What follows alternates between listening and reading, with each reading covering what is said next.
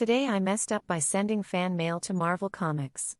So this happened in the mid-90s. Spider-Man was knee-deep in the middle of the Clone Saga, one of the most controversial story arcs in comic history.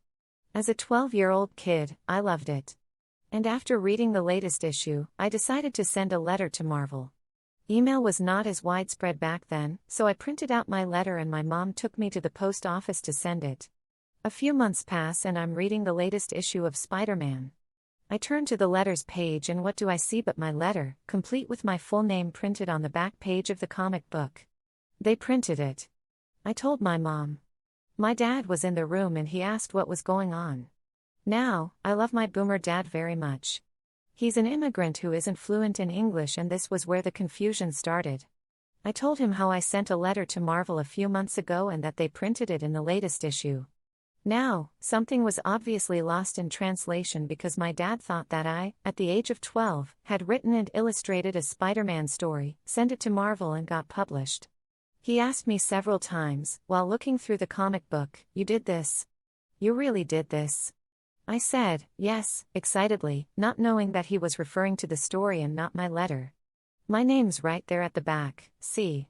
I was referring to my letter, but at that point my dad took it to mean that I was credited by Marvel for my work. My dad was so proud. A few days later I noticed that my comic book was missing. It turns out that my dad took the comic with him and was bragging about me at work. My son made a comic book. He wrote and drew everything. I was clueless of all this, but there were a few red flags that I should have picked up on. For one, my dad held on that comic book like glue. He would look through the pages at night. I would also get complimented by people at his work, "There's our little Picasso," and so on. Then one night, my dad asked me if I had sent anything else to Marvel. Thinking that he meant fan mail, I said no, I haven't sent anything since the last one. He told me that I should make another one. He starts talking to me about my talent, if I want to go to art school, if Marvel paid me, etc. It was at this point that I realized what actually happened and how bad it had gotten. My dad honestly believed that I had written and illustrated an actual Marvel comic. I have done a few sketches but nothing close to professional work. At that moment, I did not know what to say. He seemed so proud, that I was afraid he would be disappointed if I told him. "They did pay you, right?" He asked. "What?" "They paid you, for the story." "No." "What?" "They're ripping you off. This is professional level work." "Is it because you're too young?" "Dad, I didn't write that story but you told me a few months ago that they printed it, your name's right here." I then explained to him that comic books have letter pages at the back of the issue.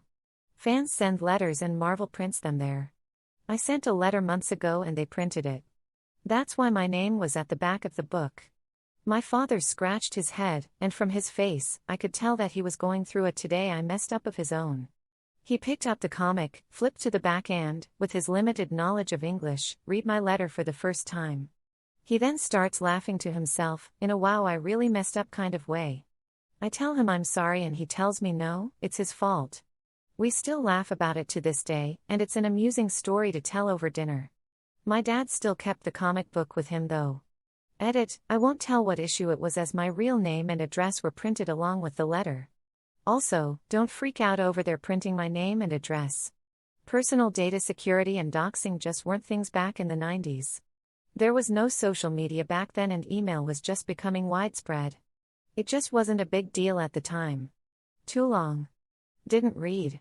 Today I messed up by sending fan mail to Marvel Comics and getting it printed. My dad reads it and thinks that I wrote and illustrated the story, and ends up bragging about it to his friends and coworkers.